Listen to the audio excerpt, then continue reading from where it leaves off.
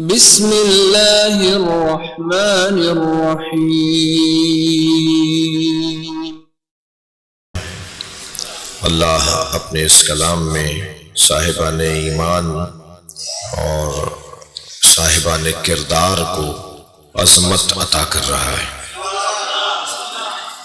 ان الذین آمنوا وعملوا الصالحات، بتحقیق جو ایمان لائے اور جنہوں نے کردار پیش کیا، جو مومن ہوئے اور جو با کردار ہوئے، سَيَجْعَلُ بہت جلد قرار دے گا لَهُمُ الرَّحْمَنُ وُدًّا، ان کے لیے رحمان محبتوں کو، اللہ ان کے لیے محبتوں کو قرار دے گا۔ آج کی اس خمسے کی دوسری مجلس میں میں اس پہ غور کرنا چاہوں گا کہ اللہ لوگوں کے دلوں میں کچھ لوگوں کی محبت ڈالے گا۔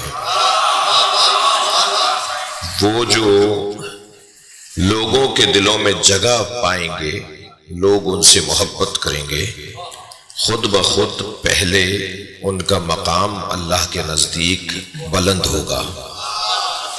اللہ پہلے انہیں عزیز رکھتا ہوگا، تبھی تو وہ مومن کہلائیں گے، تبھی وہ صاحب کردار کہلائیں گے۔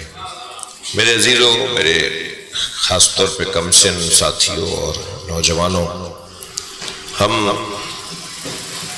جس گھر کے مرید ہیں اس گھر کا امتیاز یہ ہے کہ انہوں نے ہی بتایا ہے کہ اللہ کیا ہے، یعنی اللہ کی وحدانیت، اللہ کے وجود، پہلے وجود اور پھر وحدانیت، یہ دو علیحدہ باتیں ہیں۔ اللہ کے ماننے کے بارے میں کہ اللہ ہے، اس میں قرآن میں ایک یا دو آیتوں سے زیادہ آیتیں نہیں ہیں۔ اللہ ہے پر قرآن میں اللہ آیت نازل نہیں کر رہا۔ اللہ ہے فطری مسئلہ ہے، یعنی اگر قرآن کی آیت بھی نہ ہونا تو خود انسان کا وجود پکار کے کہتا ہے کہ مجھے کسی نے بنایا ہے۔ ایک شخص میرے مولا امام جعفر صادق علیہ السلام کے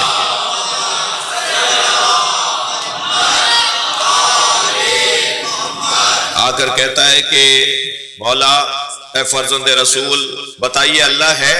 حضرت سے اللہ ہے پر سوال کر رہا ہے۔ اللہ وحدہ لا شریک ہے، یہ ایک علیحدہ بات ہے۔ اللہ ہے یہ علیحدہ بات ہے۔ عقیدہ وجود پروردگار علیحدہ موضوع ہے، عقیدہ توحید علیحدہ موضوع ہے۔ سارا زور ہمارے اوپر جو رکھا ہے، ساری توجہ جو ہم پر رکھی ہے وہ توحید پر رکھی ہے۔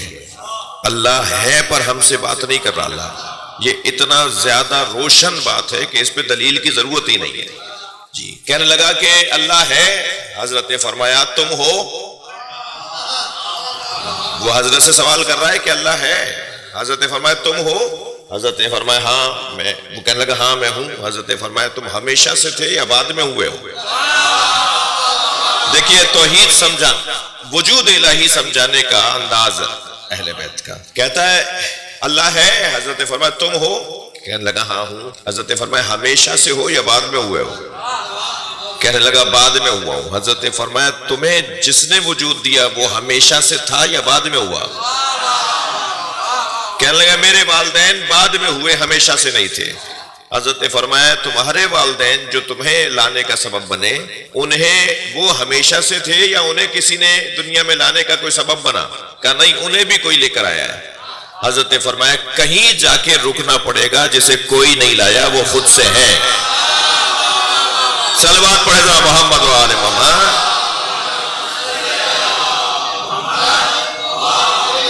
ورنہ یہ بحث ہی تمام نہیں ہوگی۔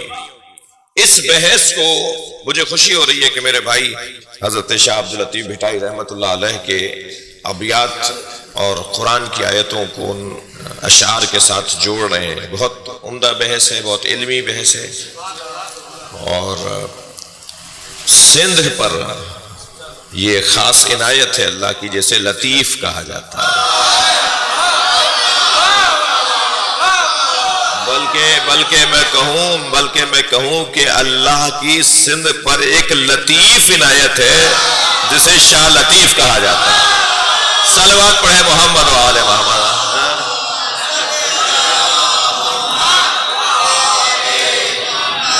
وجہ بتاؤں آپ کو.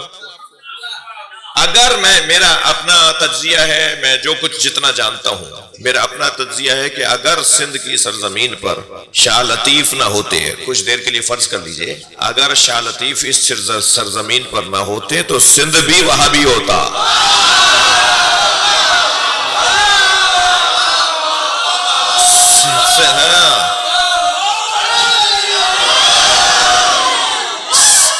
سندھ کے مزاج میں، سندھ کی زمین میں، سندھ کی مٹی میں جو مولائیت ہے نا، یہاں کی ثقافت میں مولائیت ہے جی، یہاں کی تہذیب میں اہل بیت کا پیغام ہے. میں یہ بات بارہا کر چکا ہوں اور اپنے دل سے بات کر رہا ہوں. اور یہ بات اور یہ قدرت کا کیا مصلحت ہے کہ میری مادری زبان سندھی نہیں ہے. اگر کوئی سندھی مادری زبان والا یہ بات کرتا تو اس کی نیت پہ شک کیا جاتا. آپ اس زاویے سے لیجئے. صلوات پڑھے ذرا محمد و آل محمد.